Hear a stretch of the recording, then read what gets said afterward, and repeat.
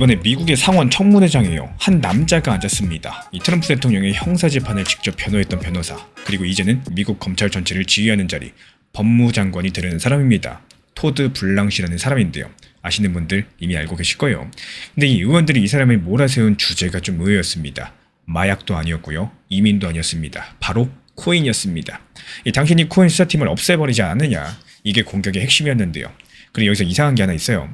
바로 그 하루 전에 같은 정부가 이란 중앙은행의 코인 지갑을 정확히 찾아내서 약 1,900억을 그 자리에서 얼려버렸습니다. 이 수사를 없앴다는 정부가 어떻게 세계에서 가장 정교한 코인 추적을 성공까지 했을까요?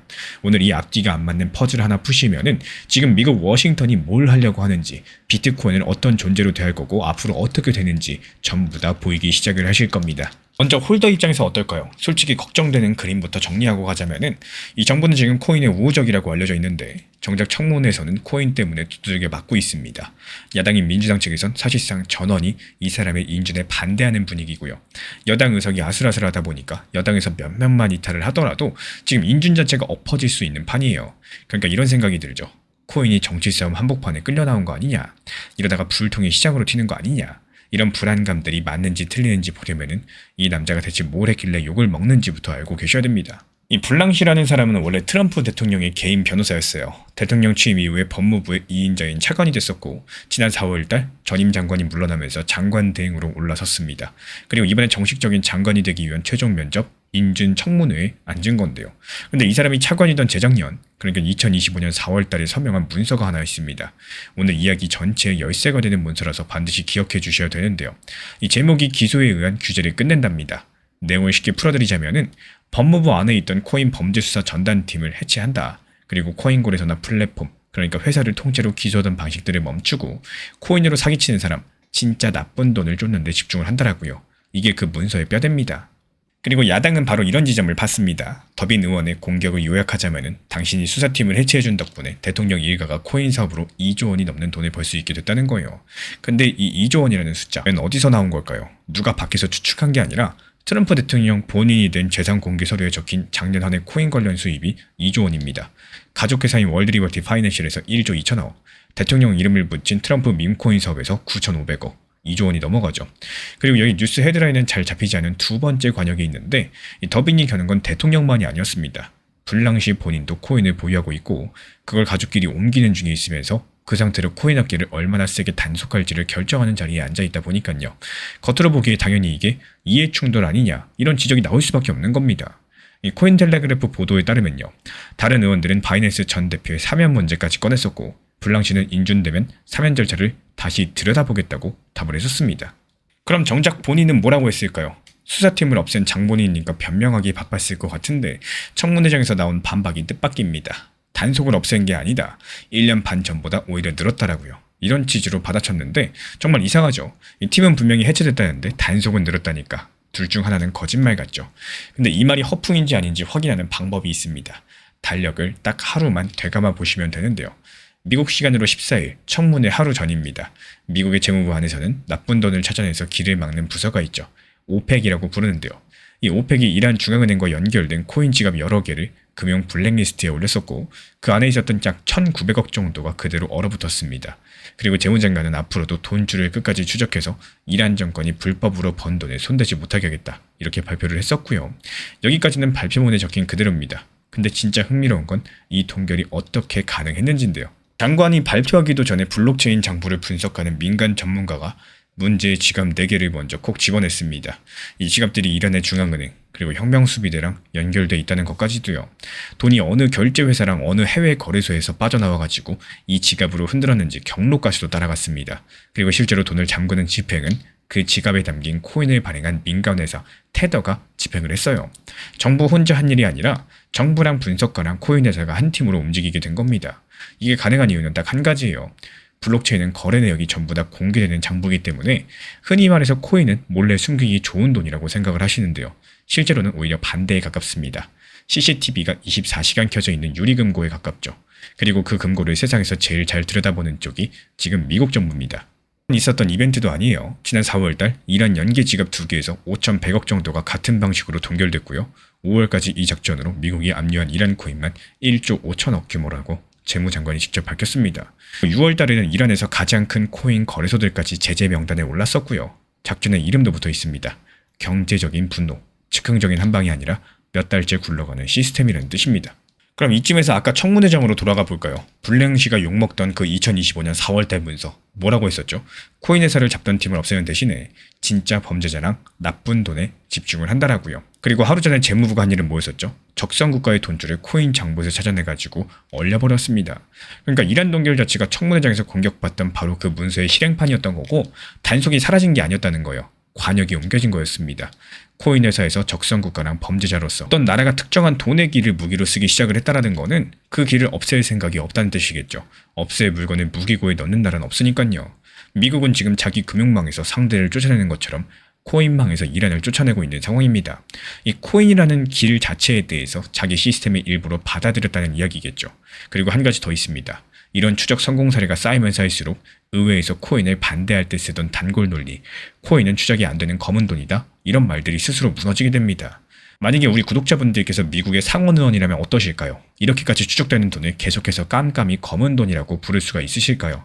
단속 뉴스가 거꾸로 입법의 순풍이 되는 조금 얄궂은 구조를 띠고 있습니다. 그리고 그 입법 이야기에 대해서 마침 지금 마지막 고비를 넘는 중이죠. 근데 그 마지막 고비가 뭔지 들어보시면은 조금 허탈하실 수도 있겠습니다. 몇 달째 전달드리고 있는 미국 코인 시장의 규칙을 통째로 정하는 법, 이제는 지겨울만도 하죠. 바로 클래리티법입니다.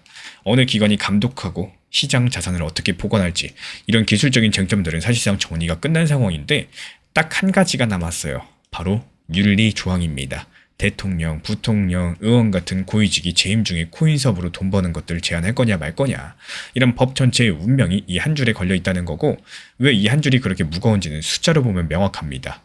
미국 상원에서 이런 법을 확실히 통과시키려면 100명 중에 60명의 동의가 필요하겠고, 여당인 공화당 의석은 53석이기 때문에 야당에서 최소 7명을 데려와야 되고요. 상임위 단계에서 이 법에 찬성표를 던진 야당 의원은 갤러고 그리고 알소 브룩스 딱 2명뿐이었습니다.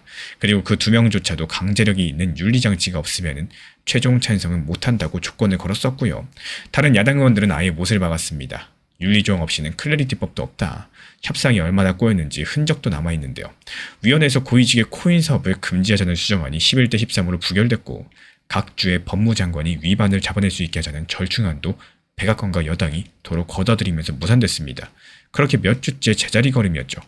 근데 이 교착에 오늘 변수가 하나 생겼습니다. 미국 시간으로 오늘 오후, 우리 시간으로는 내일 새벽이죠. 트럼프 측에서 상원의원들이랑 직접 마주 앉아서 이 윤리조항을 논의할 예정이라고 코인데스크가 보도를 남겼는데, 실무진끼리 밀고 당기던 단계를 지나서요, 이 조항의 당사자인 대통령 본인이 테이블에 앉는다는 겁니다. 그리고 여기서 흥미로운 장면들이 있는데요. 이번에 야당 의원 몇 명이 기자회견을 열고 대통령과 코인업계의 연결을 끊지 않으면 반대하겠다고 외쳤었는데, 정작 몇 달째 윤리협상을 실제로 이끌어온 갤러고는 그 자리에 없었다는 사실입니다. 카메라 앞에서 소리치는 쪽, 조용히 도장 찍을 준비를 하는 쪽, 이 두 가지가 지금 난이었다는 신호겠죠. 그리고 바로 여기서 오늘 영상의 결론이 나오는데요. 이 마지막 싸움의 주제를 한번 다시 보세요. 코인이 위험하니까 막자 정도가 아닙니다. 지금 트럼프 대통령이 코인으로 돈 버는 걸 막자입니다. 반대하는 쪽조차도 코인이라는 자산 자체는 이미 논쟁 대상에서 내려놓은 겁니다. 있어도 되느냐 없어져야 되느냐, 이거를 다투는 전쟁은 이미 끝났어요. 남은 건 누가 얼마나 줄 거냐, 이 지분 싸움이기 때문에 굳이 비유를 드리자면 재개발 승인은 이미 난 동네에서 조합 지분을 놓고 다투는 국면이라는 겁니다. 지난 폭락장에서 XRP 1830원 그리고 1900원서 이렇게 두 차례 분할 매수 들어갔던 물량들, 이번에 2200원 단기 매도하면서 깔끔하게 나왔죠. 추가적인 매수 매도 타점 속보로서 받아보고 싶으신 분들께서는 현재 보이는 번호로 연락 주시거나 댓글창 링크 통해서 신청 주시면 확인되는 대로 입장 드리겠습니다. 그래서 지금 같은 시장에서는 단기 종목들에 대한 수익 실현들이 이루어지고 나서 바로바로 매수가 들어가서는 안 된다라는 말씀을 드려요. 이 상승하는 과정에서도 분명히 하락 그리고 눌림목을 주고 다시 한번 반등이 이어지기 때문에 지금 보시는 것처럼요, 일정 상승 추세가 있다라고 했을 때 여기서도 단기 저점 그리고 단기 고점이 계속해서 반복적으로 오가면서 점점 더 고점이 높아지는 상승세가 나옵니다. 이럴 때 가장 중요한 게 뭘까요? 상승했을 때 팔고 나오고 오히려 하락했을 때 눌림목에서 단타 매수가 들어가는 겁니다. 이 섣부르게 수익 실현 받다고 기분 좋아가지고 고점에서 팔고 나왔을 때 다시 여기서 들어간다? 그러면 물릴 수밖에 없게 되겠죠. 그렇기 때문에 핵심 포인트는 단기적으로 하락, 눌렸을 때 매수가 들어가는 게 핵심 포인트다, 이렇게 말씀을 드리고 싶어요. 실제로 현재 우리 채널 차원에서 운영 중에 있는 정보 커뮤니티에서도요, 이 수익을 실현하는 과정에서 단타 눌렸을 때 오히려 매수가 들어갔다가 상승했을 때 팔고 나오고 이때 바로 들어가는 게 아니라 시간을 두고 다시 매수가 들어가는 상황이죠. 그리고 여기서 중요한 점은 이 단타 매수 자체에서 들어가실 때 종목 선정이 상당히 중요하다는 말씀을 드려요. 정말 당연하게도 지금 시장에서 주력 종목들, 주력 테마 종목들 위주로 매수가 들어가셔야 되는 게 당연한 거고, 최근에 힘이 강했던 종목들, RWA 테마라거나 AI 인공지능 테마라거나 디파이라거나 여러가지 힘이 강한 섹터 종목들을 최소 10개에서 20개 정도씩 미리 추려놓고 있기 때문에 그 중에서 타점 맞는 것들만 실시간으로서 추천을 드리고 있습니다. 결국에 지금 같은 시장은요, 이 상승하는 과정에서 수익 내기가 너무나도 쉽고 무조건 수익을 보셔야 되는 너무 좋은 시장입니다. 이 상승과 하락 파동을 이용해서 수익 내고 나서는 오히려 한 템포 쉬었다가 눌렸을 때 매수 추천이 나가고 있기 때문에 그래도 하루에 한 종목에서 두 종목 정도씩은 꾸준하게 수익 내는 방법들에 대해서 말씀을 드리고 있습니다. 현재 보이는 번호로 문자 신청 남겨주시면 입장 안내 도움드리고 있고요. 구독과 좋아요만 눌러주시고 영상 보면서 따라와 주시기 바랍니다. 제가 안내해드리고 있는 코인 신사 채널 멤버십 전용방에 대해서 짧게 설명드려 보도록 하겠습니다. 리플, 암호화폐 시장에 대한 중요한 이슈, 그리고 브리핑이나 시장의 흐름에 대한 전문적인 분석 내용 설명과 함께 차트상의 기술적 분석, 온체인 지표와 투자 심리에 대한 내용들을 같이 안내 도움드리고 있고, 가장 중요한 투자 심리를 컨트롤하기 위해서 포트폴리오의 구성에 대한 노하우, 투자 심리 컨트롤에 대한 내용도 같이 안내드리고 있습니다. 코인 신사 스터디 멤버십 가입하신 분들께서는 아래 번호 혹은 신청 링크 통해서 남겨주시면 제가 연락드리고 있고, 안내 설명과 함께 신사 채널 리플 전용 멤버십 방에도 입장 안내 설명드리고 있습니다.